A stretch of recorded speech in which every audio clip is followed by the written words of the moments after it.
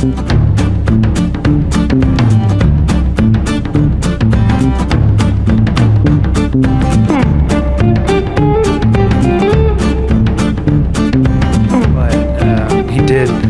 a good, like, interesting kind of criticism of, like, tons of Southern evangelicals, specifically like prosperity gospel preaching people. So I don't know if I'd classify them as evangelicals, but prophesying that, like, Trump would win the election. And he was like basically outing them as false prophets. Oh yeah, which is 100% a legitimate complaint. So yeah, like QAnon, the weird confluence of QAnon and evangelicals. Yeah, I don't know anything about that, honestly. Well, my aunt was definitely that. I mean, really? She would post regularly, like, Trump's enemies will be hung by the gallows, God will make it happen. That's crazy. Yeah. So, well, I mean, there was you know, they were holding out up until the very end that even the inauguration was a big ploy, and that what was going to happen is all these people were going to, like, Biden and Clinton and Obama and Hillary and all of these people were going to show up to the inauguration, and the soldiers were going to storm the stage and arrest all of them, and Trump was going to remain in power. Like, that wouldn't start an instant civil war. Yeah. Well, there was also, I mean, that was one of the conspiracy theories. There were lots. Yeah, well. Another one was that China was behind all of this, and that Biden is a figurehead for. No, that's actually still a conspiracy, and I don't even want to spout it because people believe that I know. Yeah. Unfortunately. It's pretty hard for me to take, like, the QAnon, or to even have a really cohesive thought on that, because it's so, like, scattered.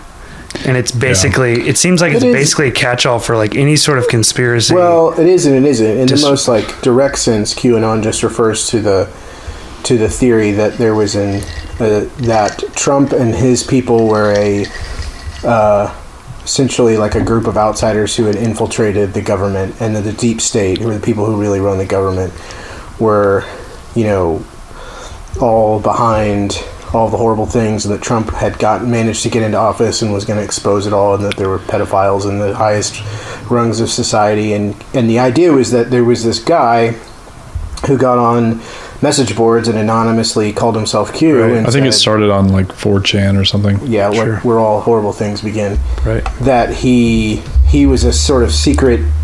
He was someone within the Trump administration who was feeding all of this to them, going, yeah, guys, it's like up until the last second, don't worry, this is all part of the plan, trust the plan, we're going to get all this. But he did it in a way that was, like, very it's hard to describe, but the way that he would like drop these notes was that he had, like, a system and sort of like a pattern that he would drop, you know, data. So people that were following him were seeing, like, he would say certain, like, euphemisms or kind of, like, random phrases that were supposed to be signaling, you know, like, some secret operation, but you had to put the pieces together in order to understand what he was saying. And so in that way, it was like there was literally people that were interpreting his messages, and there were threads of other messages talking about what it was meaning that this Q was saying. Yeah. And it started this whole, like, lore around him that... But kind of fundamental to that is, like, it's just a pseudonym, right? Oh, for sure. The QAnon, like, the Q is not even a single poster on 4chan. It's basically just anyone who has a conspiracy theory signed Q or whatever, right? So you have, you know, the question becomes, like, who's actually doing this kind of stuff? So, like, I had a friend of mine whose mom sent me a YouTube video. Well, it wasn't a YouTube video. It was like an embedded video in a comment, or like a direct message. And it said, like, here's a video of Bill Gates giving a briefing to the CIA in 2005. And the content, and there's an actual video, like, I watched the video, and it's a guy, and you can't really see him very well, but he's at the front of a classroom, and there's, like, a handful of people, and this older guys in suits in this classroom, and this guy's giving this whole lecture to these people about how they've identified the gene and the part of the brain that makes people religious, and if they can isolate it, then they think that they can develop, like, a way to target that part of the brain, or to target those genes and to eliminate the sort of religious part of your brain. And the guys are asking, well, how would we do this, Bill? And they're calling him Bill, and it says at the bottom, like, Bill Gates briefing CIA. He's like, well, we would distribute it via, like, a respiratory virus. So as you're going through this thing, you're like, okay, basically what this is trying to insinuate is that Bill Gates created the coronavirus as a way to make people not religious. Yeah. But there's a couple problems. Like, it's clearly not Bill Gates. For one, I mean, having done tech stuff for years, I know what Bill Gates looks and sounds like. Maybe it was a Bill Gates impersonator. He didn't even do a good job of that, because it was clearly it doesn't. You can't actually see his face, so you're just he's like, you're at the back of the class. The video's at the back of the classroom. He's way in the front, but it's not him. Like, it doesn't sound like him. It doesn't look like him. So it's not him. But people are calling him Bill throughout the whole thing. And it's what other Bill could it be, Terry? And it's really this. They're really saying all this.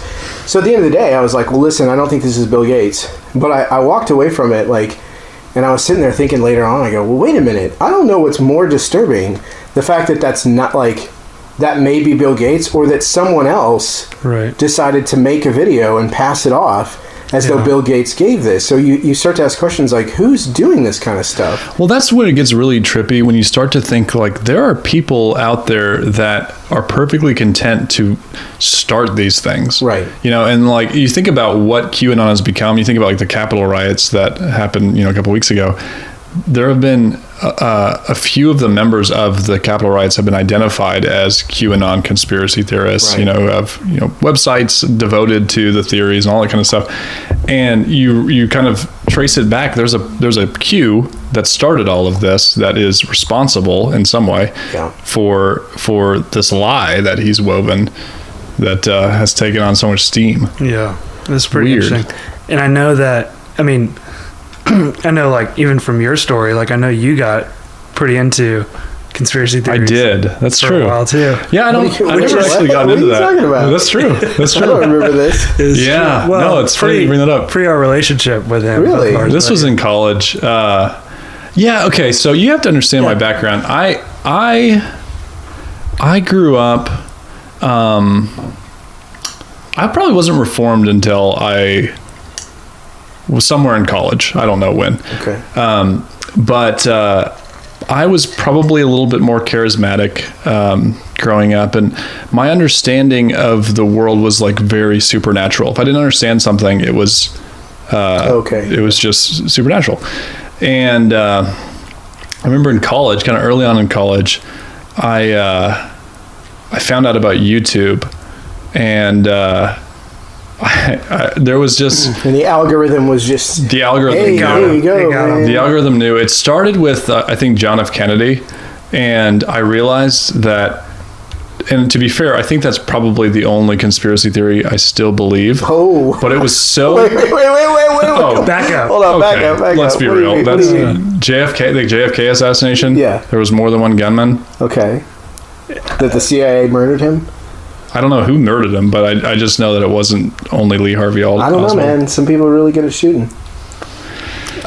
No, it's not possible. Anyways, the angles of the shots don't make any sense. Back and to the left. There's a lot. Okay, so in terms of this is what we need to establish. First of all, the term conspiracy theorist should not immediately dismiss an idea. Yeah. People so if you label it a conspiracy theory, that doesn't necessarily mean that it's invalid. Sure. It becomes invalid when you look at all the pieces and you realize it doesn't comport with reality. But there's not really any evidence. Exactly. Yeah. So I'm not sure I understand. What? Well, I said conspiracy theory, and Siri is 100% on my watch just popped up. Okay, no, before we get out of hand here. That was proof that JFK. The point of why I brought this up was yes, I did start getting conspiracy theories, but thankfully I have a brother who is very smart and very well grounded. And every time I would, get really excited about a conspiracy theory, for instance, like 9/11. Okay. That was a popular one. Big one on YouTube. Inside job kind of thing. And I'm sure you could find a million YouTube videos about that, which I did. You don't want to hear about it, but every time I would get like really excited and caught up in something, my brother would be like, "That's ridiculous." And then he would do all this research and show me how it wouldn't make any sense. So good job, Andrew's brother. One of the things that I stuck with me that I wouldn't let go was the idea that the certain kind of metal that was found in the World Trade Centers was like tested to be able to withstand jet fuel, like basically persistent fire with jet fuel, all that kind of stuff. Yeah. Well, come to find, like that's what the video said. And so I'm like, well, it's probably true because the video said it. Yeah. But my brother did some research and found an article where they tested that same steel for a couple of hours with jet fuel, and lo and behold, it melted through. Yeah. So anyways, a lot of conspiracy theories are just based off of lies and facts. It's speculation that you can't falsify. Well, some of it you can. Well, yeah. But some, that's what I'm saying. Like there are certain instances that there are just lies that help support the overall narrative. Yeah. But I mean, you can't falsify the idea that there's a clandestine group of elites who have malicious intention to use their power. No, exactly, and that's why you falsify that. Well, that's exactly why. If I was really bent on believing that, what would have happened was my brother shows me that article of that technically can happen, and then if I'm really bent on it, I would say move the goalpost. Yeah, just say, well, that doesn't prove that the government didn't do it. Yeah. Right. Or to put it another way, so the government still did it, even though they knew that, and so they used the jet fuel. So was it the video, the testing of the steel or whatever that actually dissuades you, or what was the? I think it was just the persistence of my brother doing that time and time again. Gotcha. Where I would get like just so caught up in things. And then, did you ever believe the Earth was flat? No, thankfully that conspiracy theory happened after my time in the conspiracy world. Really? What about the birds? But I know the psychology. Do you believe in birds? Birds are real. That's a Maoist thing, right? No, it's not a Maoist thing. It's a bumper sticker. That's all I know. I think it's like a mocking conspiracy theory. Yeah. Okay. I thought that about. Did you guys see that? I thought that about flat Earth. Did you see that on Twitter today? What? I don't know. You guys aren't very active on Twitter. Sure he is. Twitter launched like something called Birdwatch, I think. Oh, with the eye? Yeah, no, I know what you're talking about. You saw that part. Because all the people were talking about like it's the cover of 1984. It's just 100%. The same thing. It's so wild. What was it? So Twitter launched sorry, I'm having mic problems here. It's okay. Do I need this? You need it a little bit, yeah. Okay. So Twitter launched a community truth policing, because that's really good. Yeah, there it is. Okay. Twitter launched a community truth policing, whatever. Basically, you can report. I didn't look too much into it. You can report people for lies. Yeah. And the one that they used as the advertisement for the whole platform was whales are machines that are used to spy on you from the government or something, which is people are going to believe that. Yeah. So people start trolling Twitter immediately. Oh no, the whales are machines that are just start tweeting that. Yeah. But yeah, it was really interesting. The logo, which is come on, there's got to be something going on here. But the logo that Twitter used for Birdwatch, which is the platform to police people, is literally, it's an eye. Yeah. It's just an eye. Yeah. And it looks just straight off the cover of, Orwell's 1984. It's pretty ridiculous. Are you serious? It's kind of, people were it's posting troll. side but that's the thing. Maybe they wanted it to be a believable conspiracy theory. So naturally, if you're making a conspiracy theory, it has to have layers like that. See, that's not even a conspiracy theory. This is the branding that they chose for this initiative. No, they literally did. Legitimate initiative. Yeah. Is an eye. Oh, you're just making it's ironic. It's ironic that Twitter's doing that. Yes. Yeah. Okay. Yeah. And it's not literally acting like Big Brother. Yeah. And then using the same iconography essentially. Yeah. Well, listen. That is weird. Here's the thing I don't understand. How do you separate context? Because like, take the example you just gave. People started trolling them and saying, "Oh, birds are machines," and blah blah blah. Clearly, there's a context in which people are starting to use like a phrase like that, and they're using it mockingly or jokingly. Totally. And how do you know? That's half of Twitter too. Like half of the good, the good Twitter. Honestly, the good Twitter accounts are people who are just trolling. And this is the problem. Mocking. Like I listened to the Twitter, like Jack Dorsey and his like PR person get grilled on another podcast for like 2 hours, and all these questions just got posed to them, and what they kept reverting back to is, well, we use context a lot to make the determination for what gets banned and what doesn't. Mm-hmm. But then I think it becomes pretty apparent that like context is very much up to interpretation. Yeah. Because you have to be able to look at a situation and go, I think this is the context. Yeah. And unless you talk to the person who made the tweet and you can investigate it and ask them questions and go, what did you mean by this? Yeah. You're just basically inferring context, mm-hmm. and you're assuming it's... Yeah, it's really frustrating. There's so much which is why Twitter has to like...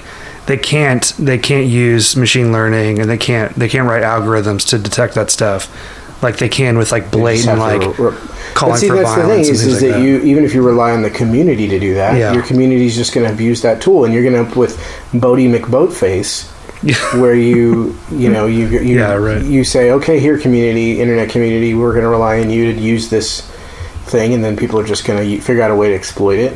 Thankfully, the Twitter community at large is, if anyone's capable of trolling that out of existence, that's the community. But it is really, really interesting. And so do you know, okay, going back to the Q thing, here's the thing that's a little bit concerning to me, and talking about like where does this stuff come from, I think in one sense, like it's clearly there's people out there who are trolling people, who get on message boards, they start something, and then they let it go, and then they just see what happens. In the case of like a video like that, I think it's like, okay, this clearly takes a lot more effort. Like they had to set up a camera, they had to hire people, had to come in there wearing suits, mm-hmm. like the Bill Gates one. Yeah, I mean, this is a produced lie. Yeah, and so that's a little bit disturbing to me that you would go to that length to just try to create confusion. The other thing is, you know what Operation Trust? No. Okay. Sounds really trustworthy though. Sounds real legit. Yeah. This is gonna blow your mind. And I don't want to try to spawn my own conspiracy theory here. Oh no. But Operation Trust, I'm just gonna read. Quick pause. What if we started off this podcast like trying to be kind of the voice of reason in the midst of all this, and then like along the way we just get pulled into it. Listen, Q guys, I heard about this thing, Operation Trust. You gotta look into it. Q, that's garbage. That's a lie. Operation Trust, that's the real. No. Listen. This is okay. I'm gonna read. This is the description from Wikipedia. Yeah. Okay. So legit source. Yeah, legit source. Yeah. Operation Trust was a counterintelligence operation of the State Political Directorate of the Soviet Union. Sounds trustworthy. Operation was set up by the GPU's predecessor, Cheka, and it ran from 1921 to 1926. This is during the Bolshevik Revolution. Yep. Yeah. The goal of the operation was to set up a fake anti-Bolshevik resistance organization called the Monarchist Union of Central Russia.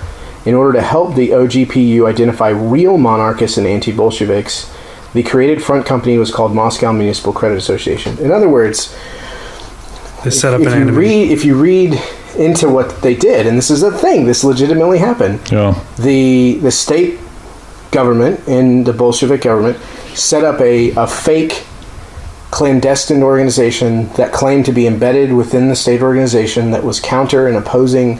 It was essentially a group of, hey, we're a group of rebels, and they would communicate with the rebels and say, don't worry, we're taking down the government, we're on your side, help us. This kind of stuff. Now, I'm not saying that any of that's happening here, but it's hold that caveat. It's odd. It's just incredibly odd. Yeah, like by fueling like the idea that there's like a legitimate foe. Right. You're able to like essentially grab power. There's certainly some odd parallels between like what's odd about the whole QAnon thing is that the idea that you had these people who were stringing people along, whether for entertainment or for whatever, who were basically saying, hey, we're don't worry, we're taking down the deep state, which I don't think is actually a thing.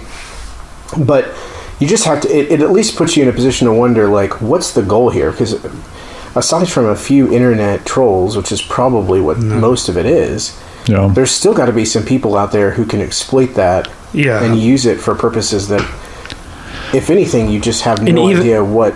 And even that like position is really like, it's interesting, and it is like plausible, believable in some sense, because of like the mass distrust that people have for institutions. Well, but not just that, but like, look, we do know that Russia does have a role in trying to destabilize our political process. Sure. That's been proven. So there's I'm not saying that QAnon is a Russian thing, but you are saying it's a legitimate strategy, and it is a maybe even like prudent strategy to, it's the same thing with any sort of government politician is gonna exaggerate or exasperate like the size of their opponent for the purpose of like essentially gaining power or even an ear or things like that. So whether that's as small as like, this guy's a communist, like, give me money so I can defeat him so that he doesn't enforce communism into the government or something, or it's like, as big as like, this virus is really, really bad, therefore I need this extra authority to enforce my hand on this thing or whatever. So well, the other thing is, I mean, that could be, who knows, right? That could be happening.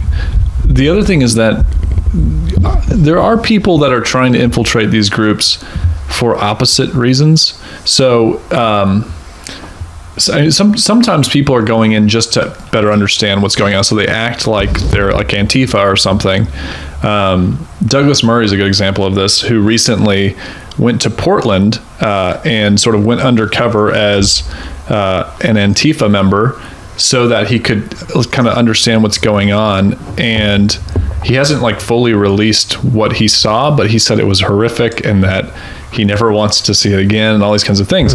But in that case, he was posing as one of the members, not necessarily to exacerbate them or continue what they're doing, but to better understand it. Right. So it's hard to say. I think it's impossible to know the motives behind people doing it, but I think the point in all of it is that I think people have to be very careful with understanding the whether it's even just an algorithm feeding you information with no other motive than driving clicks. Yeah. I mean, there's stuff out there that there's a vested interest that people have in disseminating falsehood. And I think it's been fairly well documented that Russia has created even like fake websites during the campaigns in the US to try to cause greater division. That's true, but what's interesting with that is like they're talking about a Facebook page with like 2,000 likes or something or whatever. Like it's what's interesting is like, of course, no one puts it past Russia to have that kind of desired effect or whatever on the legitimacy of our government or whatever.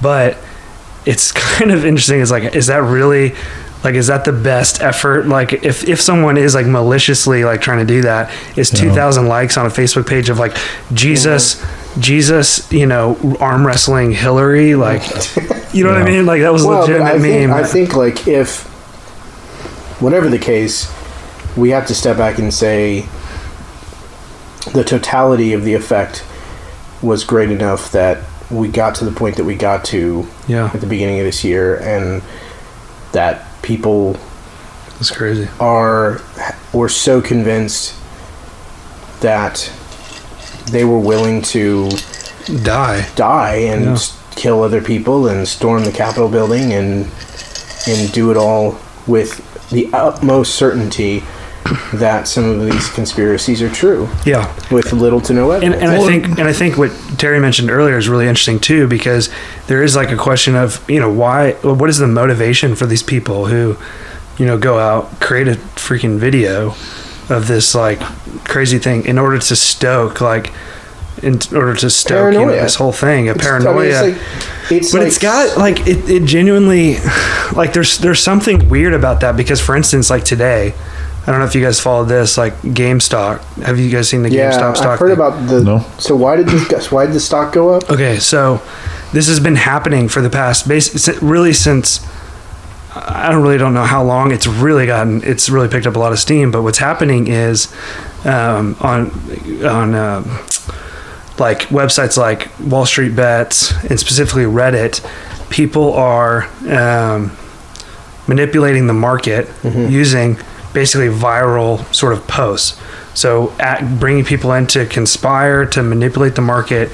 And the basic crux of stock market manipulation on this end is you're trying to squeeze people who have short positions. So not to get too into it, but get too into it. Yeah, that's fine. You can get into it. Basically, people have short positions. Specifically, they probably own puts on a stock, so they have the right to sell stock. They see the stock. They're basically betting on the stock to go down. Okay. Yeah, thank you.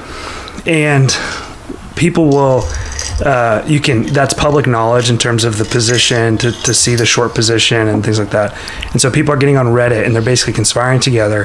Hey, if we artificially inflate the price of this stock, then what happened today was GameStop, we can push the price up to a point where those people who have a short position get into a squeeze, meaning that they're required to offset their losses by buying the stock, making the stock go up even higher, right? Okay. And so it's completely it's completely artificial.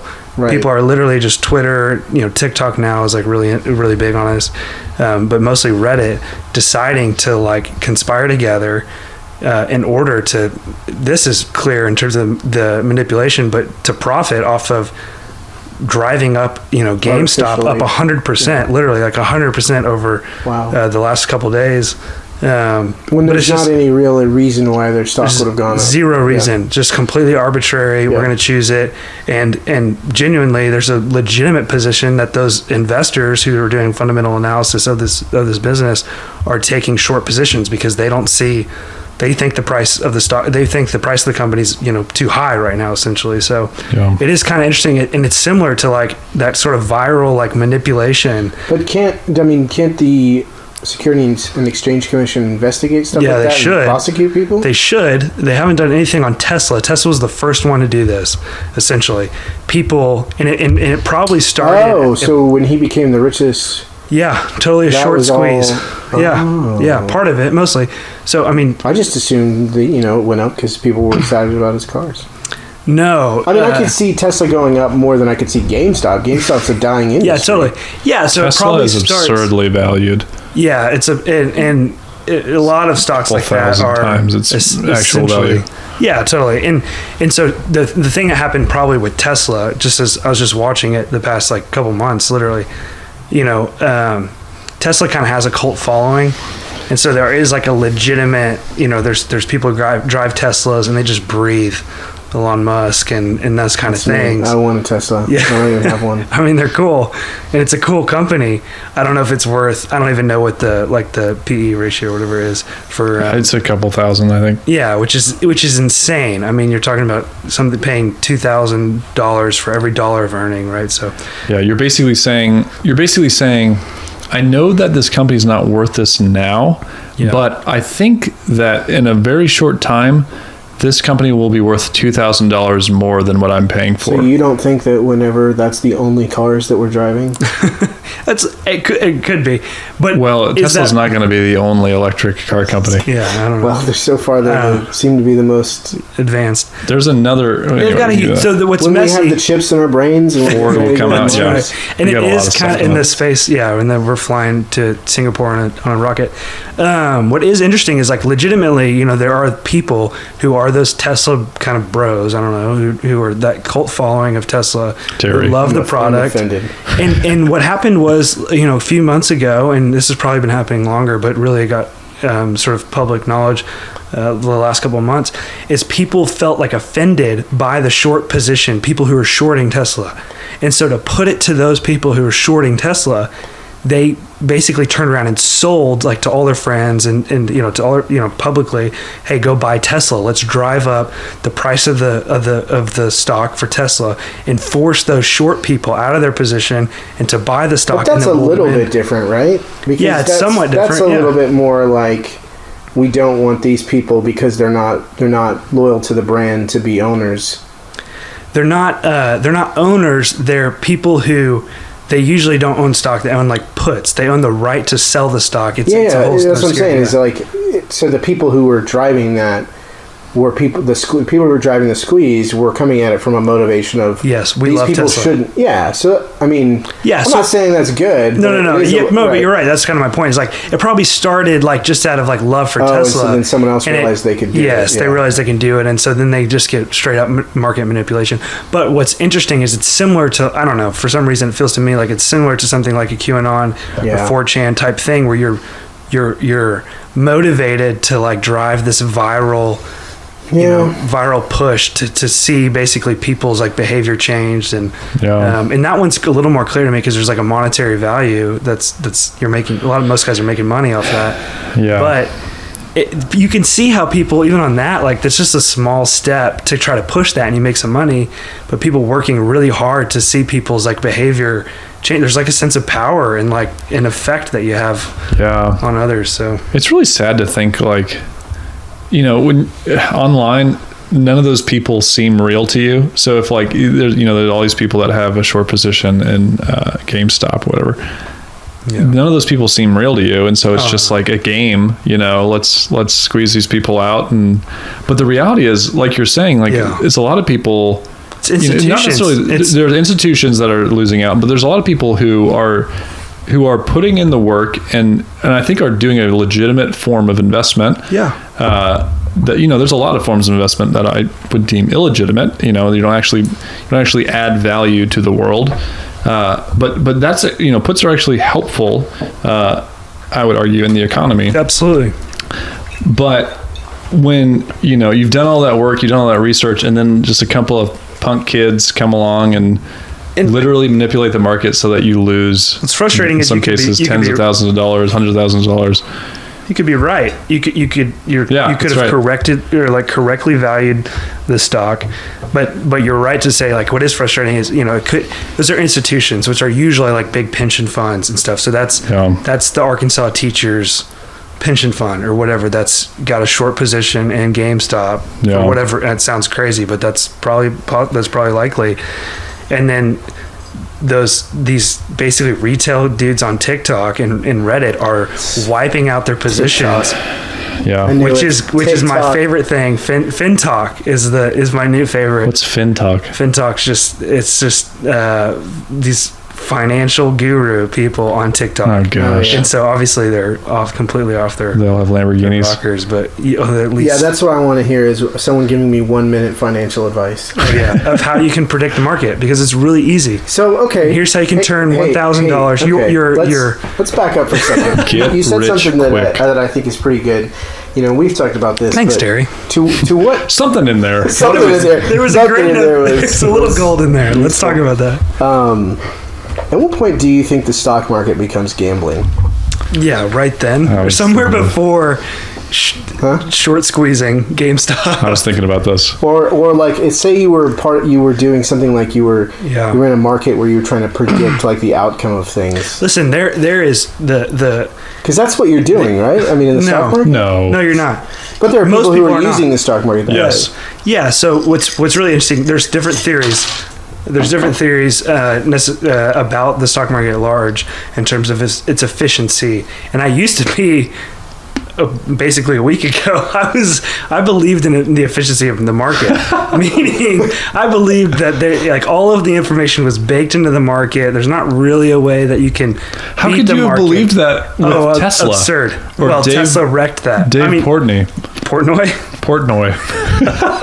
What, you talking about the guy who eats the pizza? Yeah. What does that have to do with anything? Stocks only go up, man. Stocks only go up. Stocks only go up. So during quarantine, Dave Portnoy it was a 50-50. I had Portnoy or Portnoy in my mind. I chose the wrong one. Dave Portnoy had this following where, there was no sports going on, so he decided to try his hand in the stock market. And so he and his minions would artificially inflate stocks because he would say, you know what, all the suits are saying that, cruises are going down. I love cruises. I think cruises are going to be, they're a backbone of the American economy. Everybody loves cruises. Let's buy Carnival.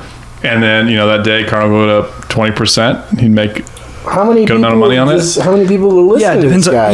Literally millions, basically, would follow him. The guy who reviews pizza. Well, nobody had anything to do during quarantine.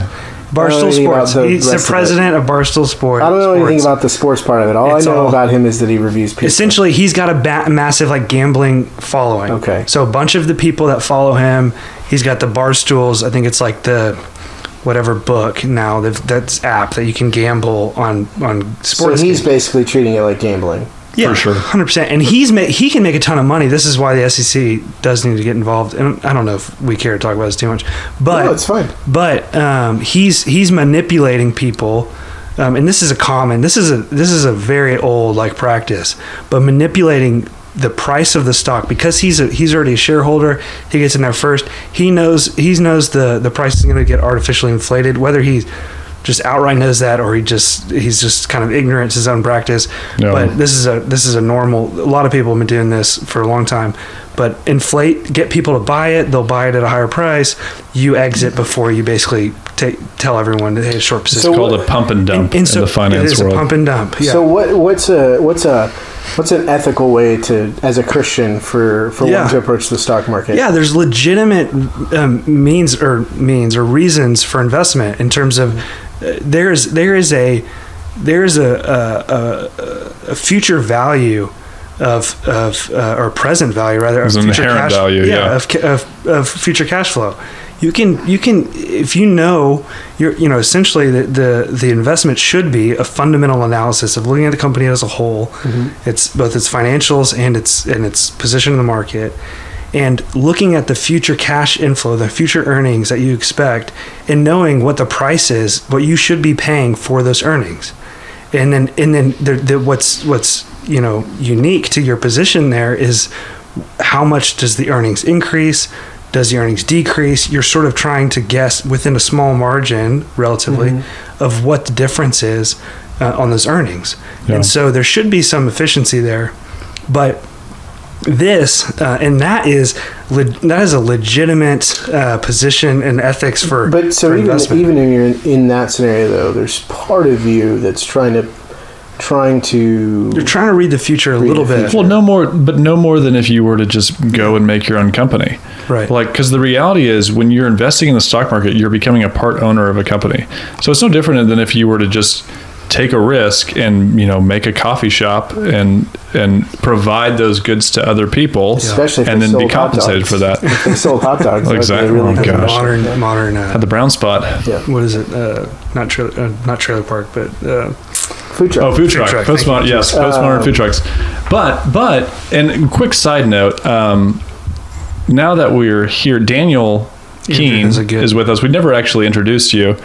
Hey, this is Daniel Keene. Daniel Keene is this is what we do. We do the introductions about halfway through. Thanks for inviting me, guys. we need to do this more often. But Daniel Keene is a proprietor of Fayetteville, a businessman extraordinaire, among other things, who will be opening a coffee shop, Locals Coffee, that glad that we have you mic'd up. You're hot on the mic. Question for you: would Locals Coffee be interested in sponsoring consent to being podcast? Sure, absolutely. Okay, great. We're going to give you a 30-second ad in our next podcast, but it's going to come in the middle. That sounds great. That's cool. I'll pay 10 cents a listener. So. Whether or not 10 cents a listener.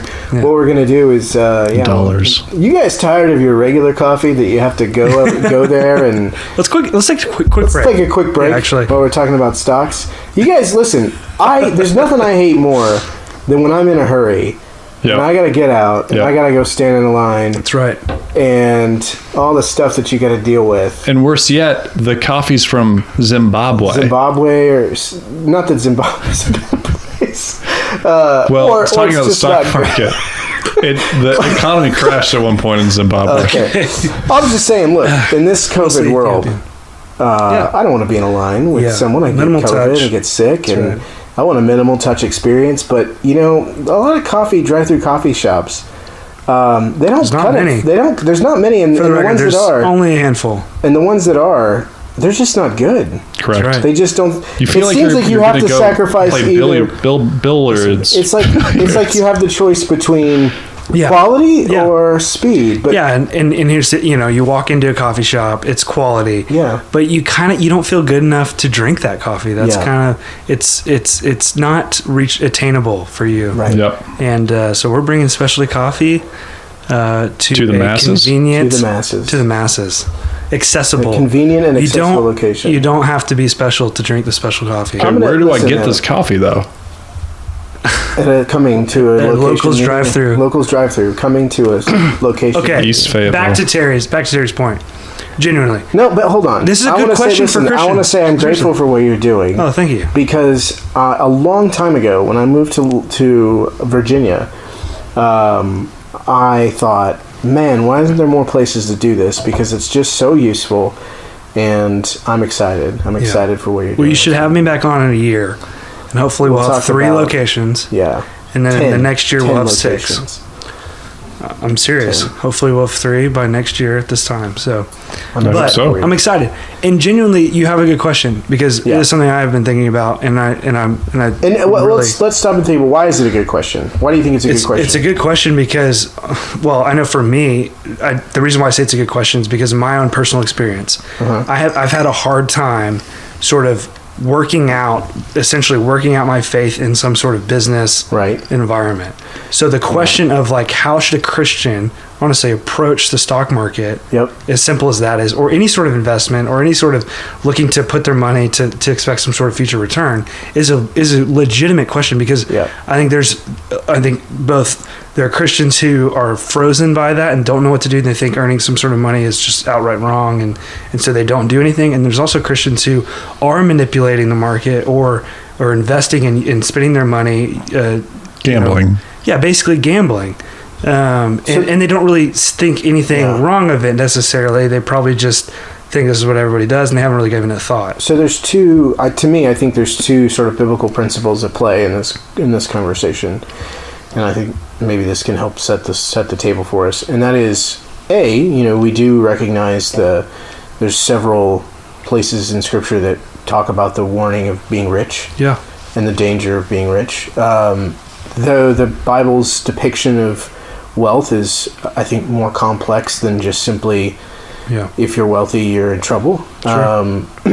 Obviously, there's people in the Bible who have wealth relative to other people and who use that well to honor God, and then there's people who don't. Now, it is clear that the Bible talks about wealth being a snare, and that it's a dangerous thing that we have to be careful with. So the idea of making money in and of itself, we all make money, we all go to jobs, we all want to make more money to be able to provide for our families if we can, or to be able to invest back into our churches or into our communities. And so there's an ethical way to make money, right, as Christians. But then at the same time, I think the other wrinkle or the other principle that comes to mind in this question, which is why I sort of brought up the gambling issue, is there does seem to be a great deal in Scripture talking about Christians' attitude towards the future. Totally. What is that we are to be people who do not swear.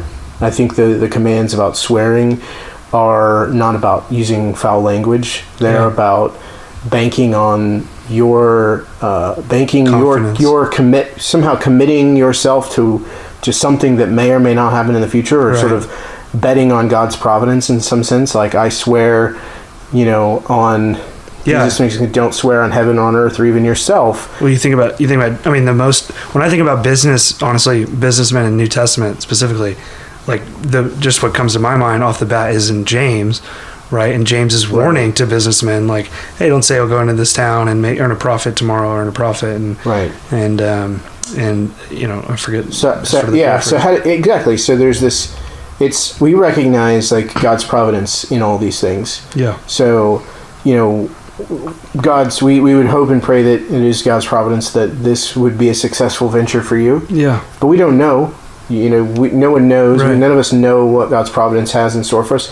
Nobody knew in 2019 that we would have gone through this pandemic for a year. You just never know when things like that are going to happen. Though God knows these things, and it's God's providence that ultimately governs these things. Yeah. And so I think the text that you're talking about, it's sort of, you fool, you don't know if tomorrow your life is going to be required of you. Yeah. We don't want to put ourselves in the position of acting and behaving or speaking as though we have some control over or wrest some control over God's providence. At the end of the day, we want to live under and in God's providence, which is, I think, part of, the whole concept behind even just the name that drives this podcast. The idea in Edwards of consent to being is an idea that you live sort of consensually with God's providence in the way that God governs and who God is and the way that he's made things. Yeah. So, yes, I think maybe there's a world in which the stock market could be... the way you approach the stock market could be dangerous. I think those are I think it's in terms of the confidence or the expectation of God's sort of allowing sort of a continuation of like what's currently happening or something, just assuming God's favor on this action, or not basing or trying to manipulate the system or not basing your investments on.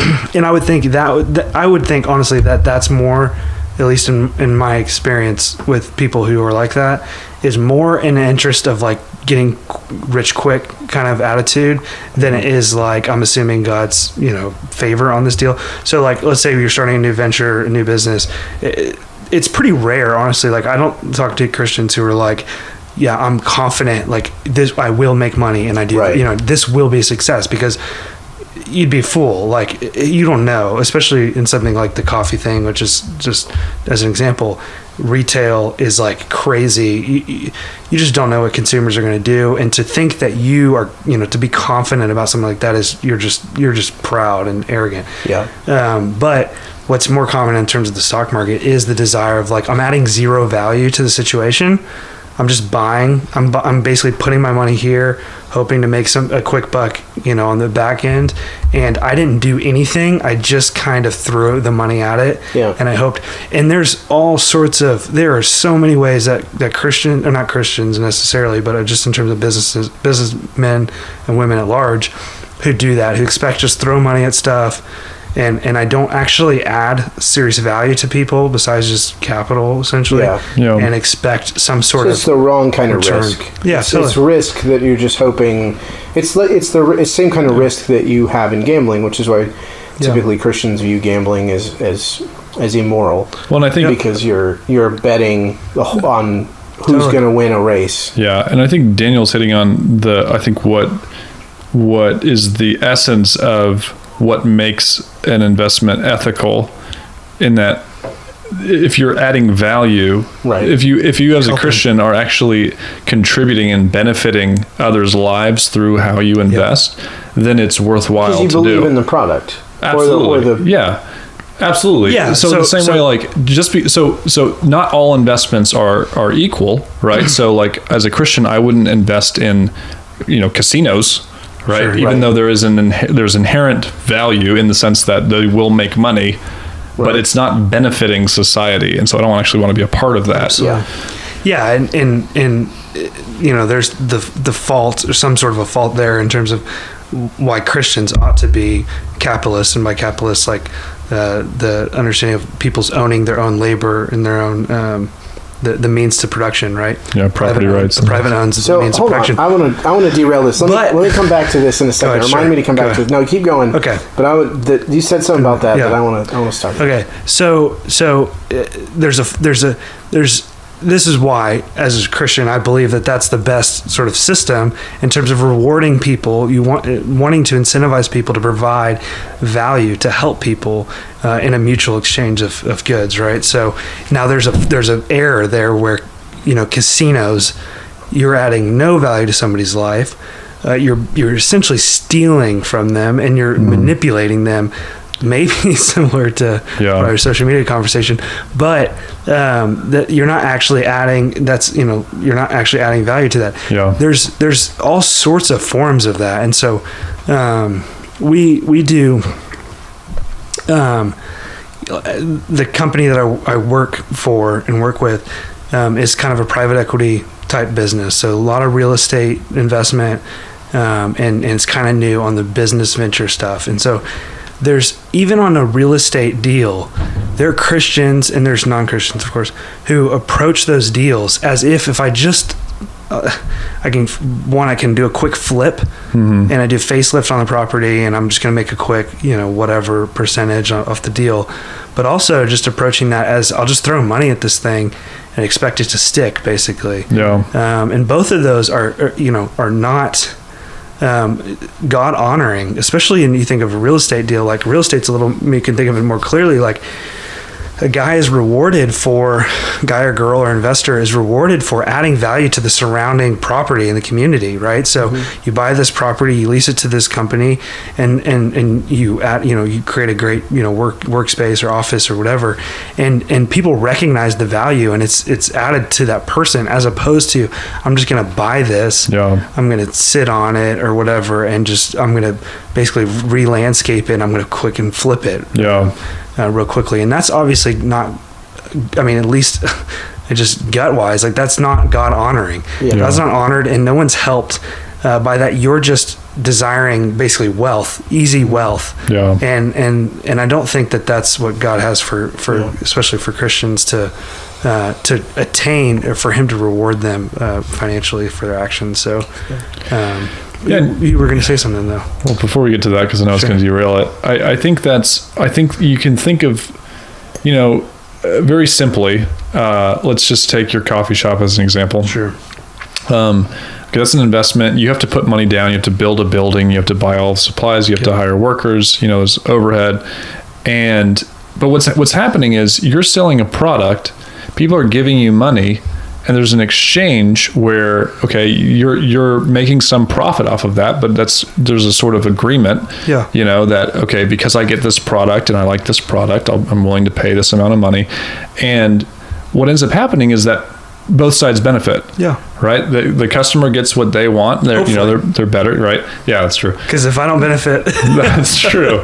That's true. Or if they don't benefit. Right. But we'll find out quickly if that's the case. Sure. Or you'll correct and everything will be fine. Right. But all that to say, there's a mutual benefit to the exchange going on. Now, to contrast that with the way that people can approach the stock market, where they're getting in, day trading essentially. They're getting in, they're trading the same day, and they're getting out. Well, that's a step removed. Though there is an underlying business that actually does add value to people, the people aren't contributing to the business in a way where they're actually expecting to help that process. So they're rather just trying to make a quick buck. That's a good point. It's kind of like, really, there's no difference between like a Kickstarter.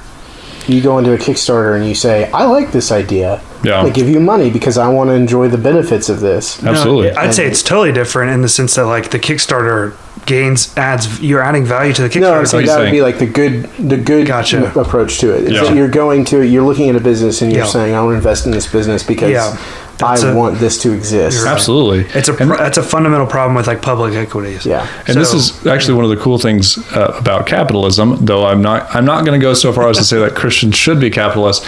I'll say it. I will now say. We know where we're going from here. There you go. I will say Christians ought to be. That's one of the things that is pretty amazing in the system, is that wealth can be created. So what starts off as a simple product, when it's sort of refined and shaped into something that's desirable to a customer, the customer is willing to spend more than the underlying value of the product. And then that process builds on itself in such a way where, okay, people are willing to buy this product, so that company is actually able to expand and to hire other people and to pay workers from the proceeds of the customers. So this is important to make it clear, because people benefit. In a capitalist system like Elon Musk or Jeff Bezos, they don't just have like a Scrooge McDuck vault where they have billions of dollars that they're swimming in. Like that money that they are valued at, it's actually still in the economy. Yeah, that's a good point. Right? It's a common misconception. Yeah. So like so Bezos and Elon Musk, when they're worth however many billions, their wealth is tied up in their equity share of the businesses. So they don't this is a whole thing where some I think it's Nancy Pelosi or maybe it was Elizabeth Warren, I think, when she's running for president, she wanted to tax based off your net worth, which is an absurd, even at 1% is an absurd thing, because the reality is you're not liquid. You don't. How do I give you that money? Because I'd have to be selling. Yeah. So for Bezos, it's a little bit easier because they've got public equities that they can sell. But for you guys both have a net worth in your home. Yeah. So if you're taxed at 1%, you have to be liquid. Yeah. That doesn't make any sense. So, but anyways, I don't know what the point was. But the point of being that these guys, they are essentially. They're not just people who are stockpiling wealth. They're people who are adding value to other people's lives, other companies. And that because you keep buying Amazon products. Exactly. People complain. It's kind of interesting because people are like, well, they're so, they're rich. And it's well, if you buy Amazon products, you've recognized the value that guy's added to your life. But essentially what we've done in that system is rather than put capital in the hands of, say, a government and telling the government, hey, you determine how the capital should be allocated. Right. Command economy. We've said essentially we want the people who seem to be the best at doing this to be the ones to determine where the largest share of capital is allocated. You'd rather God basically decide. You'd rather not allow maybe that's kind of a black and white kind of phrase, but what I mean is you'd rather to allow sort of it to run its course in some ways. Now, obviously, there's limits to all of those things, but the way that Adam Smith, the invisible hand of the economy, I guess to individual choices, the collection of those individual choices is far smarter and wiser than the minds of 3 or 4 people. Yeah, well, there's that, but what I mean though is that in a capitalist system, though. It's not the case that a handful of people become the predominant determiners of where capital is being allocated. Right. So I think it's not unreasonable, whether it's right or wrong, to say that people and there's boards and things like that, but a guy like Jeff Bezos and Elon Musk, they have a significant amount of capital that they can determine how to allocate that capital in terms of what they're investing in, or other companies can determine to allocate large amounts of capitals into other companies or to do. And they have that capital because the public has agreed essentially. So that's what I'm saying is that in a system like that, what we've essentially done is we've given that it's not fundamentally different than say a state being in control of an oligarchy being in control of the capital. Yeah.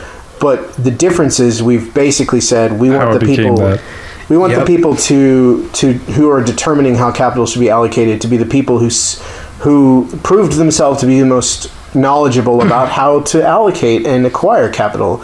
So that they have it's essentially they're experts on it. Yeah. Why would somebody in a government position be an expert on it when these people have proven through the way they've improved the system and that they're good?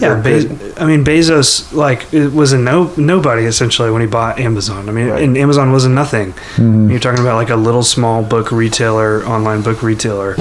And so he's worked really hard and made good decisions and has been rewarded for his capital. Now, that's not to say that there's that we shouldn't have antitrust laws and stuff.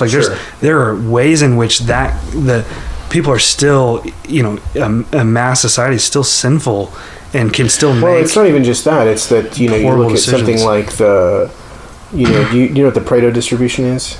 No. So the Pareto distribution is like it's a mathematical model that you can apply it to like a number of things. You can apply it to something like game theory, or you can apply it to an economy, and it's widely applicable.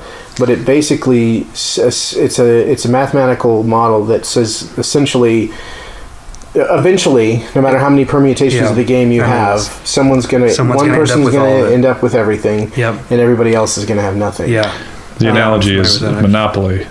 Right. So if you play a game of Monopoly, you play it enough times, eventually one person's going to have all the money and everyone else is going to be bankrupt. I've seen Jordan Peterson talk about that with like even just flipping a coin, like eventually it ends up in one place. So, and it seems to be this is just like an inescapable mathematical phenomenon. Yeah.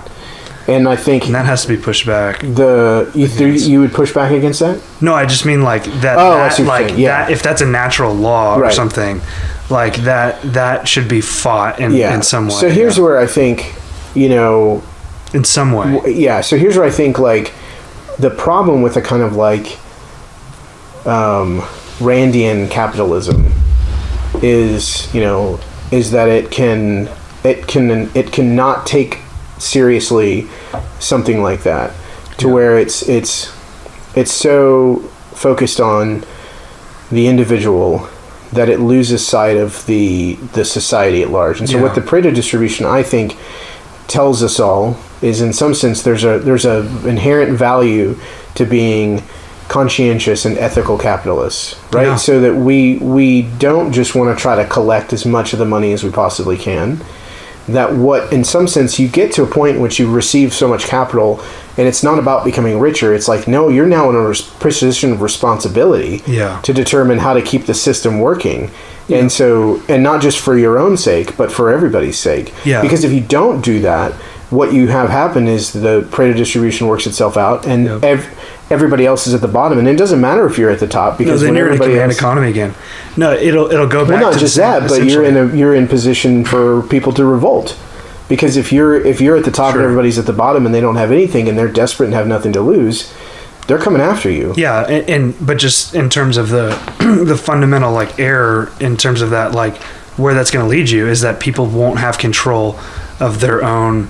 The means of production for themselves, right? So it's all shifted to one person, two people. So antitrust laws are a way to try to prevent that. Yeah, antitrust laws, which are the laws that the government is entrusted to enforce, and when they're very loose and very confusing in terms of, and very subjective, I'd say, and at least how the government's used it over history, but to enforce, to prevent monopolies, essentially. So. Because on some level we recognize the inherent danger of that. Yeah, totally. Mm-hmm. Yeah, I mean, like, because you're robbing people, at some point, one person, even if it's in one specific market or industry, controls enough of the capital where the means of production are completely in their hand. Yeah. And Joe... Like Joseph in Egypt. Okay. Yeah, basic in some ways, yeah. No, he was in part of the government, so that's right. He controlled all the means of production. So it's a little bit. But he got there. He did that because of what he did for the system. Just to be clear, he purchased the wheat, knowing the drought was coming. Like he purchased that back, and then he sold it back. Kind of insider trading, though. It was given that he had he knew God. No, I bring that up because somebody I legitimately saw somebody use that as an example to why Christians don't necessarily need to support capitalism, because the Bible presents a positive picture of a state who owns all the means. Just to be clear, those are not okay. So Joseph. That lasted for a while. Hold on. Joseph did not own the means in that example. Joseph did not own the means of production, and Joseph is no different than. That's not at odds with the capitalist system. The state is not necessarily a non-existent actor in a capitalist system. So he's in the story. In of what happens, he's purchasing those things and holding it up with wisdom that God has given him. He doesn't just seize the means. Yeah, and then he goes back and he sells it, and he creates Egypt's wealth, essentially, right? Yeah. So the government is still an actor in terms of the market at large. Right. They buy and they sell, and they do. In fact, speaking of the market, the Fed is, the balance sheet of the Fed is the largest it's ever been in history and continues to grow. It's absolutely substantial how big it is. And so the market, in terms of the public equities stock trading market, is manipulated in a large sense because of the massive buyer that the Fed is. So that's a whole other thing.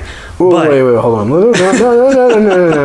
Go back. So you're saying like the federal government has an effect on the market by what they're purchasing. For sure. Absolutely. Yeah. So explain that in like a very straightforward way. Explain like I'm 5. The biggest way, and that this is different than what I just mentioned, because I just mentioned the Fed's balance sheet, and that's totally different. Yeah. But the biggest way that the government manipulates our capitalist system is through their monetary policy and the way that they lend money to the banks. Gotcha. So they changed, essentially, just in terms of the simplest and layman's terms, they're changing your interest rate on your mortgage artificially. So to spill it out a little bit, when you go to the bank to withdraw money, you're actually withdrawing money that your bank borrowed from the federal bank. Kind of. They borrow your local bank in the largest scope. Yes, your local bank is borrowing from you, kind of, when you deposit the money, and they're also borrowing from the federal bank, essentially the federal government. So they are manipulating the federal government is trying to. And I don't necessarily know where we're going with this, but the federal government is trying to put the accelerator and the gas on the economy and at times, and so they're manipulating the market a little bit, the cost of money. They're increasing it and decreasing it in order to slow the economy because they feel like it's running. They feel like it's running too off the rails, or accelerate it because it's in some sort of depression or recession. So is that control doing those things? Do you think that's a substantial influence on the economy? Massive. For sure. Absolutely. The biggest factor on the economy. Yeah. So then, because they're manipulating your. Is that really action. Capitalist? Yeah. If the state is. Listen, capitalism is not a like. There's not a. This is capitalism and this is not. It's probably more like a scale, and so yes, that's pretty far. I would say, but if the state can basically make up money and use that, the state can make up money, and then become the largest investor in the market, and manipulate the market artificially. Yeah, we were just talking about the problem with smaller people doing that. Yeah, totally. Well, and how is the state then not still the one who's determining how the market works? Because it doesn't. This is a really good question. It doesn't. It doesn't work perfectly. Like you can't. There's a. I guess that accelerator and brake that they're putting on the market is still artificial and still has a breaking point essentially. So it's pretty easy to break. I would say it's pretty easy.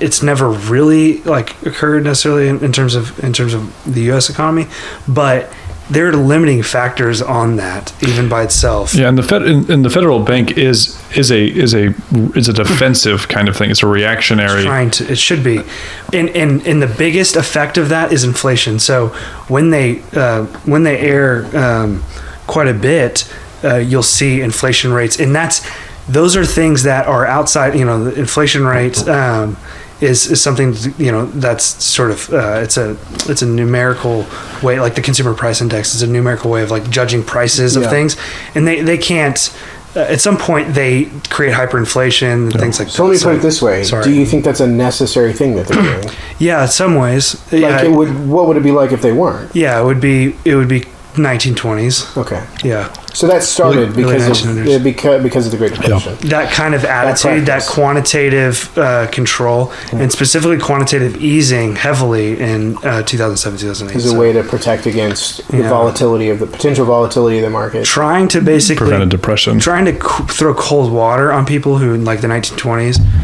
early 1900s, who are just going crazy and just are doing things like the Tesla danger thing. of that is that the danger in that game is you're constantly at risk of devaluing our currency. Yeah. Right? Pretty. That would be playing the most with fire. problem. Yeah. Not necessarily crashing the economy directly, but really messing with the value of the currency. Yeah, absolutely. Or slowing the recovery. So like the Great Depression was probably exasperated heavily by the way that the federal government intervened. It's also interesting though that there's I don't actually know how they come up with this number, but economists say that there needs to be at least 3% inflation from the federal bank every year in order for the economy to operate in a healthy way. So they're actually, to Daniel's point, the federal bank actually does need to be a player in order to keep the economy growing, because there needs to be investment continually going on. There needs to be motivation for investment, and so a low interest rate that the federal bank can set encourages people to put their money in the market. Yeah, there's some great, honestly, there's some amazing, and genuinely, I'm a extreme, in a lot of ways, I can be a heavily pessimistic person about the way that the government's involved in terms of quantitative easing and monetary policy. But for Christians, honestly, like I do think that there's a very good moral argument for the government. For one, just in some ways maintaining some consistent inflation, like what you're saying, encouraging people to invest, spend their money, put it into the market, try to create value in other ways, but also to lower the cost of money for people who want to access that capital in order to, whether it's buy a home, start a business, or other things. So I guess it would largely depend on what you think the definition of a government is and what its function should be. Yeah, which is a whole nother topic. So, but they don't talk about that in finance class. Well, but they probably don't, right? They don't. Oh no, they don't. But it's a really important question, right? Like, yeah, it's definitely a precursor to this discussion, but or at least a foundation for it. But I think to kind of circle back on our conversation, I would say it's a difficult conversation and thought of how Christians even believe in like monetary policy and the role of the federal. Banking so we roll back and think, okay, clearly in a biblical sense, the state is responsible for wielding the sword. Yeah. I think it'd be difficult to just straight abstract from that that you can wield the coin. But beyond rendering to Caesar what is Caesar's. Right. So there's something there, right? Yeah, that's important. I don't think that's unimportant. Yeah, I think it's important in terms of recognizing that the government's authority over you, and specifically Jesus's use of that to point to God's authority over you personally as a human in his image. But and I don't think that and you'd have, honestly, there'd be a whole biblical theology of maybe finance. I guess what I'm saying is like it doesn't seem, and maybe I don't immediately know why I would say this, but it doesn't seem to me totally out of the realm of reason as a Christian trying to understand what the state should be. That on some level it's fitting that it is the entity which issues currency, which determines, like, on some level. I guess right? Maybe. What I don't know about the fiat currency thing, but I will say I don't mean even that. I just mean like apart from the biblical question, it does seem to be the case that most governments have been, one of the central roles of governments, up beyond wielding the sword, has been the issuance of currency. Mm-hmm. That's something kind of, because that's relatively new in terms of human history with mercantilism, and essentially it used to be just gold and gold was essentially the main, or gold or silver was essentially the main, even in biblical history, the main currency. Copper. And so fiat is kind of new, where it's like it's technically illegal, in the U.S. to use pesos to buy something. So there's kind of so even in Rome, the currency was had real value in itself, in and of itself. Yeah, absolutely. It based off of and based off of the limited quantity, the limited supply of gold, or the coins. Right, because you have in a situation like Israel, the currency is largely it's a trade. It's like a trade economy. So you don't necessarily have like money as much as you have like value of things are measured by goods. Like, and there's a standard good in the currency, because you have the coins, the gold and silver and all that. But God determined that. Yeah, but I'm saying the state determined that on some level, right? For sure. I'm just saying that the way that the trading was occurring wasn't like item for item. It was an exchange of the coins, the currency, for the goods. Yeah. Well, what I mean is like there's some indication of value, like this should be worth an omer of. It's totally up to the two parties, I think. And just is it though? Because there are certainly like. Yeah. You talk about like one of the indictments that God's making throughout the prophets is the unjust scales. Yeah, that's true. And that people are manipulating. But that's they're frauding them. They're defrauding them, right? They're like holding down the scales, and not to say and genuinely, this is where you get a biblical like, hey, pure capitalism is. Capitalism is the best system that we've come up with so far, and it makes the most biblical or makes the most sense with the biblical worldview.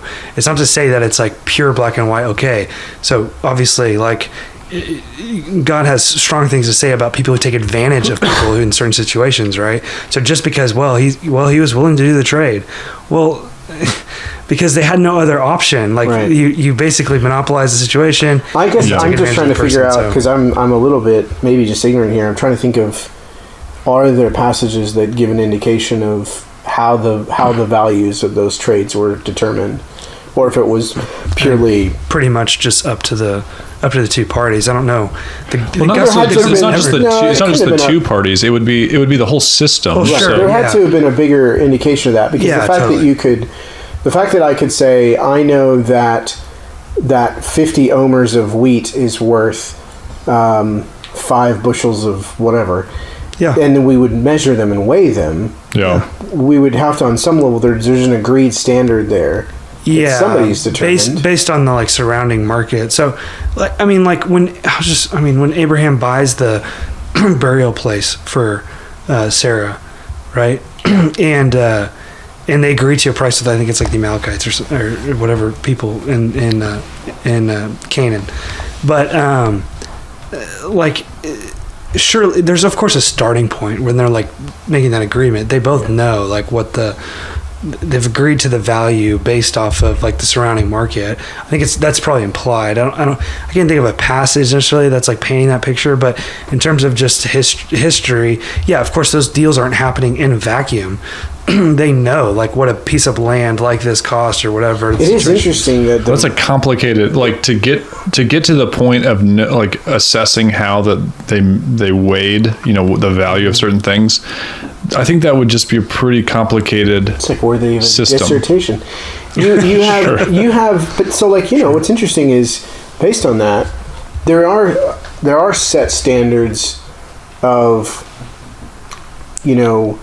telling people you owe God X amount of one sacrifices, sheep, X amount, this many sheep, this many. And so there's come to think of it, in the law, there's specific monetary like prices, right? Given for that's what I'm trying to remember. I'm trying to remember if there were. I thought there might have been. I can't remember. But what's interesting about that is that I guess even if there isn't, the fact that seems to almost set like a relatively stable value on those things, right? To say like 11 shekels. Or you're required to give this many sheep. That's in the sacrifice. Mm-hmm. Yeah. That you're not going to be in a scenario where like, man, that's every sheep I got, or maybe you are. I don't know. Maybe. But he does just. To be clear, God does give, like for a poor person, they can give this as an the doves or something. Yeah. So true. It's a little different.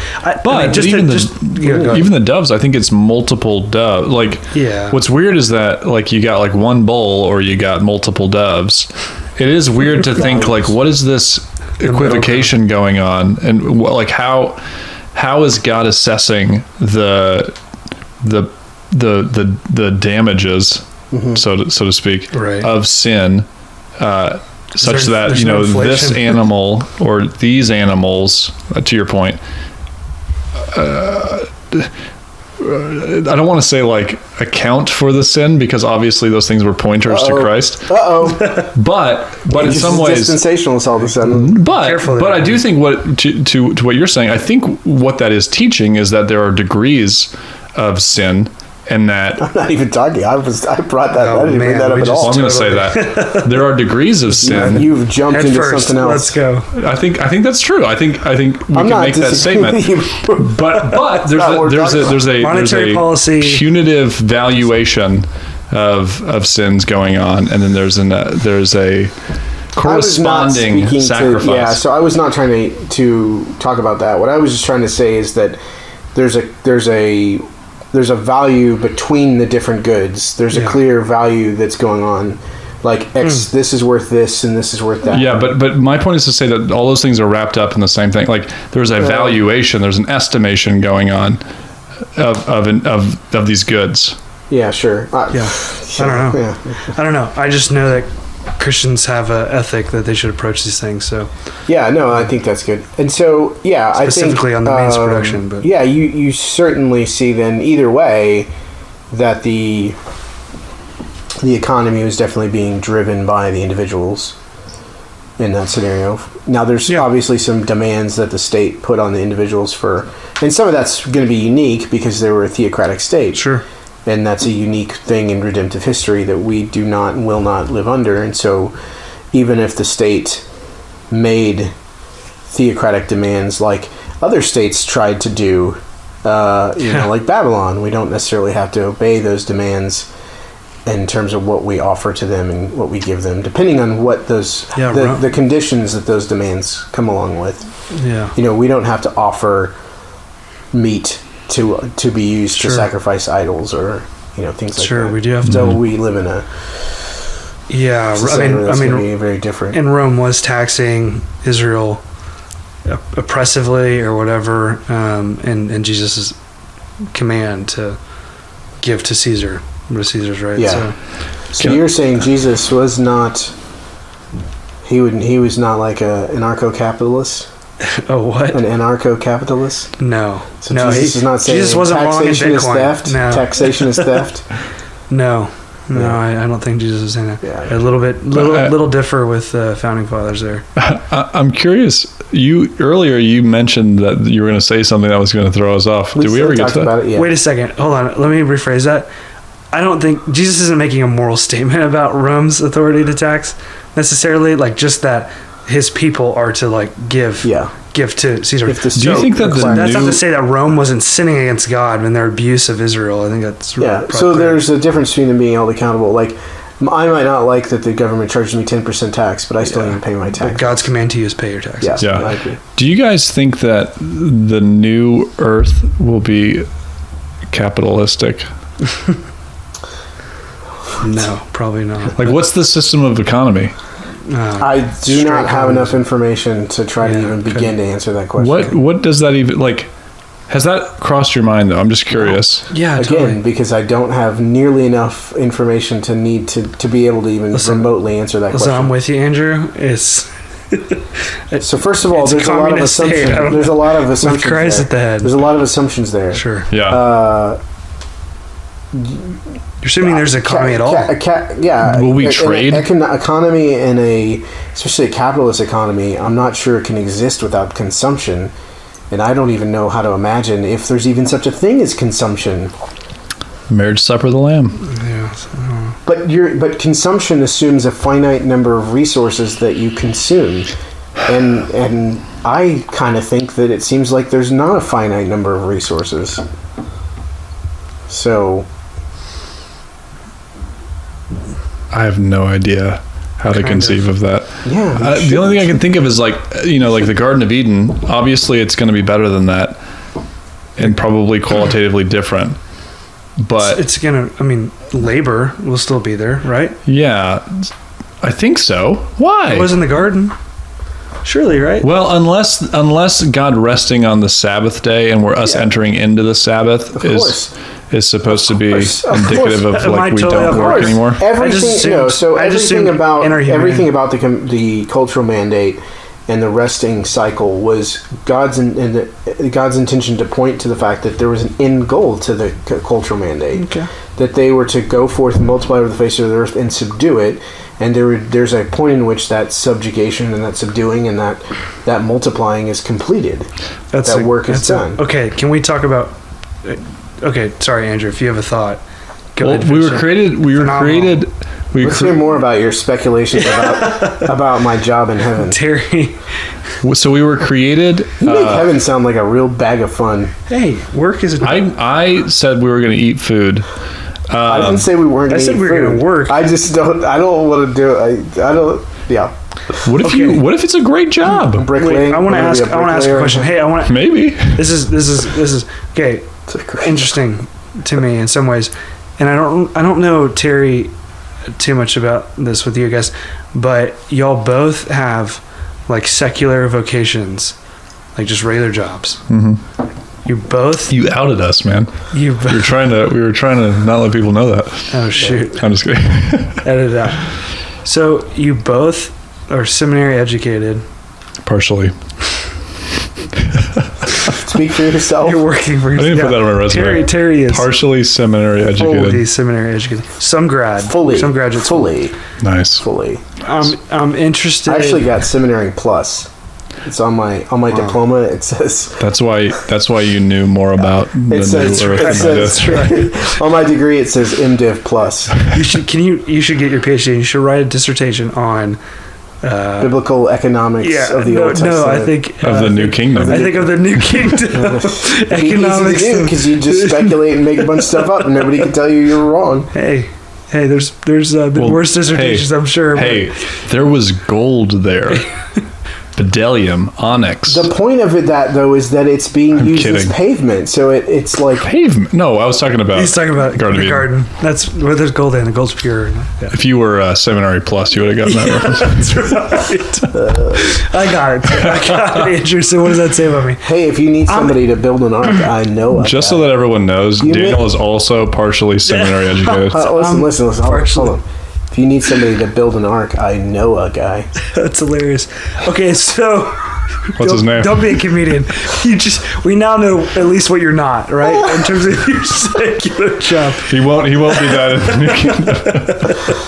So, I don't know. I'm just interested in terms of like, how do you guys understand your jobs, like from maybe like a biblical worldview?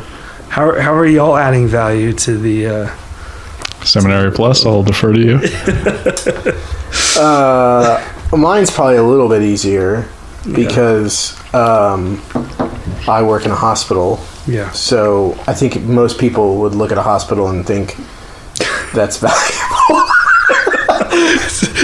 Some people, they would say that's a valuable thing for sick people to be taken care of. And for me to do information technology, information technology is super important in IT, in the medical field, because it's true going to affect patient care in massive ways that are beyond. So all that's to say, like, I can go and do my job and do it in a way that honors God, not just because I'm called to do anything in a way that honors God, but also do it in a way that I can feel good about, because I can say that I know that the work that I'm doing is sort of helping other people do their job, which is significant, and it helps the people in this community to receive care and to be healthy. And so, would you feel the same way if you were doing IT at Walmart?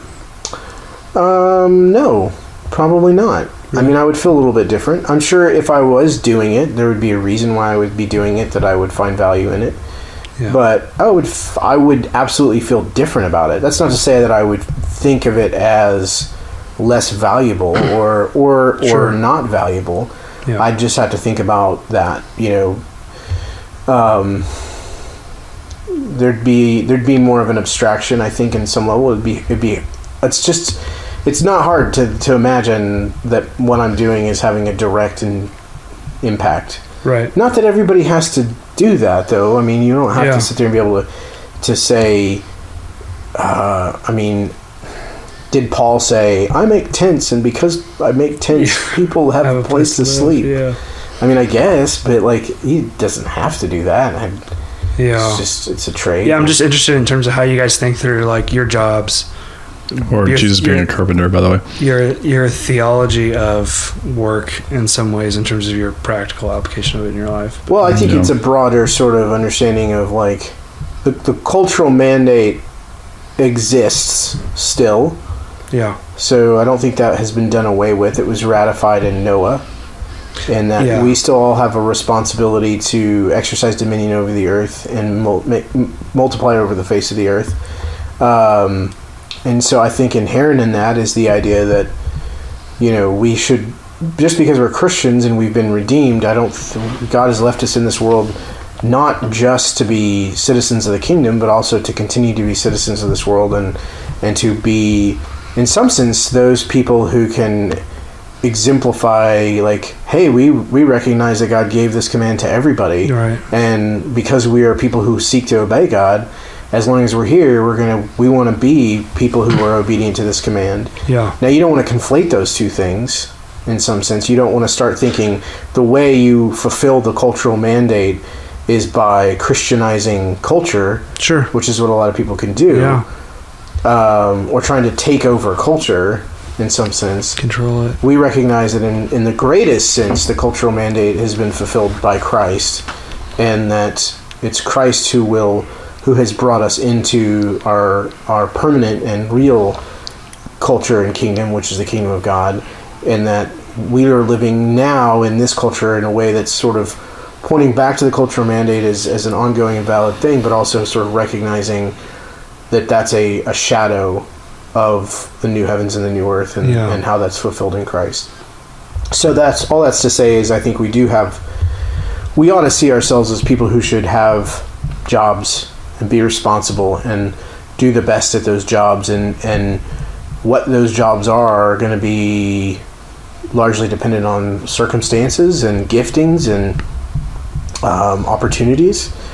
And so, if I apply for 5 jobs and the only job I can get is a job that might not seem as obviously beneficial as, being an ER doctor or something, which I'm not, but that doesn't mean that taking that job is somehow less valuable to society. Do you? Well, maybe Andrew. Yeah, I can speak to that. So I work for a retailer, we'll say, and I'm a buyer for TVs. Good purchase. Good purchase. Yep. So the way that I've thought through this is, Martin Luther had a pretty good theology of work, and one of the things he talked about was, the Psalms talked about God, feeding the world and God providing for the world, and he basically just asked the question, like, how did he do that? And the way that he does that is through people, through people whose job it is to get, the food or the product or whatever from point A to point B. And, TVs themselves are not going to feed you. But I have thought about how, in some ways, I think of TVs a little bit like I think of computers. They can feed you delicious content. That's right. They can feed you recipes too. Delicious, wonderful stories. That's right. But see our previous podcast. That's true. Or just see our podcast on your TV. That's right. YouTube. Coming to YouTube. But yeah, I've thought about, God. Not everything that God gives is a necessity. God gives luxury items, and in some ways, what's interesting to me is to think like how things like computers and things like TVs have become so much a part of people's lives and actually improving their lives. And I'm very grateful that something like YouTube now exists on TVs, because it has sort of reframed how I think about what I'm doing when I'm helping people to have a more affordable TV, just even in terms of like education. So you think about YouTube, right? I actually watch most of YouTube through my TV now. And most of what I watch are lectures and things like that. Now, with a computer, with a TV, it's a mixed bag. There's potential for great evil, and there's potential for great good. But I think what's pretty interesting to me about what it is that I'm doing is that I think I'm giving people the opportunity to have the potential to connect with an education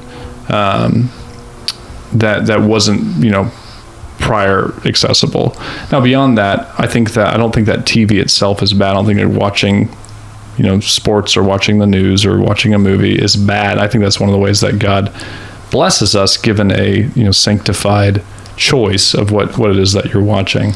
But I do think that kind of in the system of things, I understand myself to be the means by which God blesses people with kind of that gift. Yeah. I do think if you asked yourself that question and you were hard pressed to like come up with an answer, that's probably not good. Like a moral argument for your job. Maybe moral is too strong a word, but like if you didn't feel good about what you were doing, like. Yeah. I mean, I'm not saying there's not some scenarios in which you're like, I don't feel good about it, but I don't really feel like I have any other options.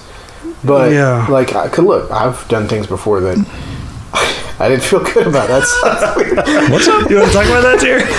No, I mean, I've done jobs before that were really menial, and then I didn't feel like we're adding value to anything. Yeah, totally. But it was something I had to do to make ends meet. And so... What's that? Let's just leave that one there. So I mean, look, like food service industry jobs. Sure. I mean, I guess you could sort of abstract from those things. Yeah, like you're providing food to people and good experiences. But when you're back there and you're doing it, you're doesn't like, feel that way. That's not what you're thinking about. Like I'm really providing. That's not like value. The motivation for what you're pretty doing. Like or slinging coffee. Yeah, yeah, right. Which I'm about to hire a bunch of people to do, but the reason. I mean, it's kind of interesting. Even when I asked you guys a question, you guys both gave moral arguments for why your job was like helpful to other people. And I'm not saying anything of that. I'm just. But you think about those things. I'm thinking in terms of value. I think about those things like I jokingly said that, but actually in reality, I think at some point when I was working as a barista and I was working in a hospital. And then not the same job that I have now, but same hospital. That's a good point. I did think at times that some of the thing that kept me a little bit sane and feeling like, okay, it's fine, I'm going to keep doing this, was the thought that like, okay, it is valuable to caffeinate nurses and doctors. Yeah. Because I would have a doctor who would come in, who was a heart doctor, and he would get like 3 or 4 different shots a day. Right. And like. I'm not going to like judge that dude, but if he's doing that, then that's having a significant impact on his. He's tired. He's tired, but he's working hard and he's saving lives, and that caffeine's doing something. Like, by the way, I read a study earlier today that was this ridiculous study. It was like new research out of Germany. New research out of Germany shows that caffeine has a significant effect on lack of sleep. That was the article. That was I wonder how much money. Joking. That was the article. How much money they spent on that research. And the title of the article was "New research shows that coffee. Yep, it helps you when you're tired." It was like, well, crazy, crazy. So, anyways, my point is like, I think it's probably good that your thinking goes to those places. Yeah. Because if you're just doing your job and you're not thinking about like, especially as a Christian, like what's what is my labor doing for others? Yeah. And what is it doing for my society? Should a Christian like, I'm genuinely curious. The reason why I'm interested in kind of talking about this is because it goes back to that thing you said about like, would you invest in a casino?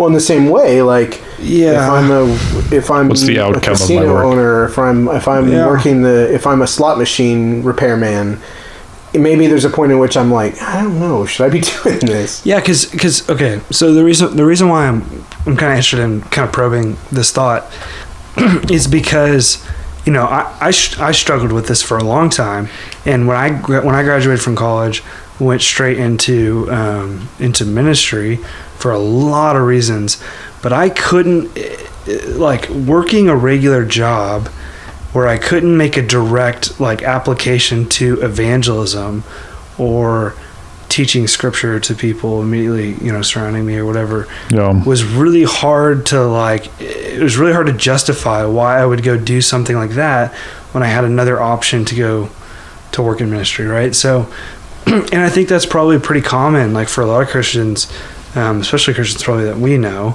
that, you know, really want to serve the Lord, really maybe even have some, you know, measure of gifting in that in sort of the vocational ministry avenue compared to those around them, but are just kind of trying to figure out, like, how do they think through, how do they create or think through a theology of work, even just secular work. Yeah, it's not directly, like, because neither one of y'all said, like, I have the chance to share the gospel with my coworkers or something. You gave a kind of an argument for whatever. Well, I don't think not that you should have. I'm just trying to. I don't think of that as necessarily, like, part of the my job. Yeah. As much as it's just part of being a Christian. Yeah. So that's what's interesting, is that there's layers to that question where, like, part of what I find meaningful about my work is that it helps provide for my family. Yeah. Right. Like that is one of the main, that's probably the, you know, second main motivator of what I do. Totally. But there's the other thing that, like, I know that the Lord is using the environment in which I work to form me and cause me to learn to trust Him in different ways, in a way that I wouldn't ever have to do outside of it. Yep. So it's kind of this weird, like, I find meaning in my work, not just for, like, how it benefits people, but because I have a view of God's providence, that I know that I'm there under His guidance, and that I know that He's working something, He's providing for me, and He's also working in me and through me. So for your my coworkers, for sure. Sanctification. Is that? I mean, it gets into, like, Jonathan Lehman's got an article that he wrote. That I think you can find it on 9Mark's website, but it's talking about the mission of the church, and he talks about the mission of the church is both broad and narrow, and he's got this helpful diagram where he talks about, like, the church's mission is narrow in the sense that, like, if we're talking about the church as an organized collective, then our responsibility or our mission, which you could interchange those things, like, what are we supposed to be doing, is narrow, in that it's work that is predominantly about making disciples, that the church has a responsibility to do that. Where you can fall into a ditch, though, is you can say, I'm a Christian, and therefore my mission is to make disciples. So in terms of my mission as a part of the church, I look at my job as a place where I can share the gospel with. Like, my primary responsibility as someone who's a part of the church is to make disciples. Yeah. But then Lehman talks about, like, the broad mission of the church is the mission that is focused more on the church as individual members. So, you know, the church scattered, so to speak. So my mission, not just as a representative of the kingdom and as a representative of my local church, isn't only to make disciples, it's also to be a disciple, right, in the world. And so individually in my job, I have a responsibility I have a mission, so to speak, that's more, Lehman uses the language of, like, kingly rather than priestly. And so, and he's hitting on that the Great Commission, the sort of divide between the Great Commission and the cultural mandate in the two realms. And that kingly work is more about how I'm living out my Christian life in witness and in deed in the midst of the culture itself. And so, you're going to gravitate to those questions about like, how am I providing for my family? How am I just doing my job in a way that's in and of itself as a witness to Christ, so that people can look at how I do my work and say, wow, like there's an ethical way that you do this job, and you're doing this unto the Lord. But also just like, and doing it unto the Lord doesn't just mean like, all right, if I go to my job, like I'm not just going, all right, I'm going to pray before I go fix a computer. Right. Like, will you guys pray with me before you fix these computers? But what it does mean is that on some sense, like, when there's conflict, like how am I handling conflict in my job? Right. Am I a peacemaker? Relationships, or am I stirring up controversy? Yeah. Am I throwing people under the bus, or am I acting ethically when my boss acts unethically and tries to throw me under the bus? How do I handle all those kinds of situations? And how do you deal with stress? How do you deal with stress? Yeah. Do you blow up on your coworkers? Do you, that kind of stuff when your job is telling you, hey, lie or don't communicate to the clients this thing because the clients might do X, Y, and Z. How do you navigate a question like that? Like, well, hey, I'm not going to lie to these clients. So all the ways that you conduct yourself in that business become an opportunity to live out it's a context in which you live out your Christian life, right? That's a great point. And so of course it's going to have an effect on your sanctification, or it's going to be a place where you demonstrate that God is actually having, that you are someone who is being created for good works in Christ Jesus. So it's the reason why, I mean, genuinely it's kind of a personal question in some ways, because of my own personal experience, but also like you just think about the time that you spend at your job as opposed to like in the context of directly, like it's very clear to me how I obey Christ in terms of discipling other people, worshiping in the church gathering. Those things are very black and white and clear, very tangible in terms of obedience to. What is a challenge is the 75% of your life that's spent basically at your desk and working with other people. And I think kind of what you hit on is really helpful and is good in terms of saying that sanctification being played out in terms of the means of your obedience to, or you said like the sort of the field in which you're like obeying Christ. Well, the reality is we're all here still, and whatever the case, we got to eat, sleep, and live. And so we're in a culture, and that culture has things in it. And so we're going to be a part of that culture. We can't just go create our own culture up in the mountains. Sure. I don't think that's the picture the Bible presents to us. So we do live embedded in it. And I think our narrow mission does take, I think we need to make sure our narrow mission takes precedence in some sense, like above and beyond anything else. I need to see that it's my responsibility to make disciples needs to be as not, if not more significantly taken seriously, even in that context, than my responsibility to be a disciple.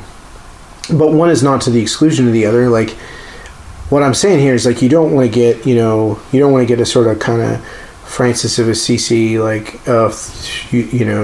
share the gospel if necessary, use words. Like, no, the gospel is only possibly, you can only share the gospel with words. But that's not to undercut the value and the importance of being redeemed in the world, and as Peter talks about in 1 Peter, living as elect exiles, living as sojourners and strangers, who, though they have been called out of darkness and into his marvelous lights, are proclaiming his excellencies, but who are also living lives of holiness in such a way that when they see our good works, they will glorify God on the day of visitation. So that stems primarily from like the commands that he's giving there, like honor every human institution, including the emperor at the time, who was Nero. So, I think we want to like see that as something we take seriously and not truncate one or the other, but also ultimately say, at the end of the day, these things are passing away. So if all we care about is just, I'm going to live a good life as a Christian, businessman or a Christian whatever, Sure. But I'm not really ever making any effort to like live out the Great Commission, then we're probably selling ourselves short in some sense. But as a business owner, like, you can say, hey, part of what I'm called to do is deal with my employee, like not try to undercut my employees or not try to rip people off and treat my employees in a way that is, and treat my customers in a way that's respectful and honoring to Christ and all those things. Obey your conscience.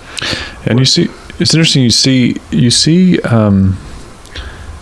Now, Paul is obviously in ministry, but he appeals to the way that he went about his work as a sort of apologetic at times. So, you think about like 1 Thessalonians, when he's talking about, he's talking to the Thessalonians to remember his love for them and those kinds of things. He talks about how, he didn't like take anything from them, that he was like a nursing mother among them, but that he worked long hours, all these kinds of things. Mm-hmm. And all those things are like, they're an apologetic. They are evidence of his like genuine love for them, and his genuineness as an apostle and those kinds of things. And he'll appeal to that throughout his letters, especially the Corinthians. Like he's very much adamant about the quality of his work and the way in which he went about doing it as evidence that he is legitimate, and the false witness bared against him was not true. But I just think about like that. Yeah, I think what Terry's saying is right. You have to use words to share the gospel, but the gospel has to be corroborated with your life. And if it's not, then it's not believable. You're giving believability to the message that you proclaim when you live according to the hope of the gospel, when you have joy in the gospel. Like, it doesn't make any sense for you to share the gospel if people look at your life and you seem like miserable, and it seems like your God that you're trying to get me to believe in doesn't actually like benefit you in any way, and seems to be untrustworthy, and seems to be like not good enough, not enough to actually like help you throughout your life. I think that trusting in God in the day-to-day of your work, and the sort of corresponding fruit of the Spirit that comes from that is hugely important. I think I've heard Brad talk about like the volume of your message, giving volume to your message, which is helpful. Yeah, absolutely. Yeah, I mean, I would say like,